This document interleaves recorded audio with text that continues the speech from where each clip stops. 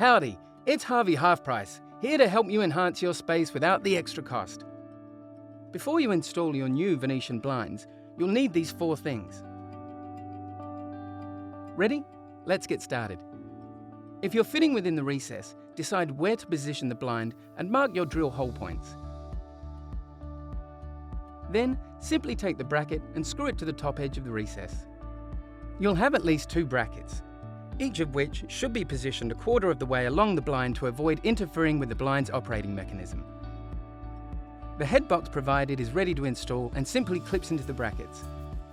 To meet international child safety standards, you'll also be provided with a child-safe operating wand and clear plastic cleats. Simply follow the detailed instructions provided with your blinds to install the safety cleats correctly. If you're fitting the blind to the face of the wall, you'll have at least 2 L-shaped brackets. Simply decide where you'd like the blinds to sit, mark the drill holes for each of the wall brackets, secure the brackets to the wall, and finally, clip the headrail into the brackets. That's all there is to it.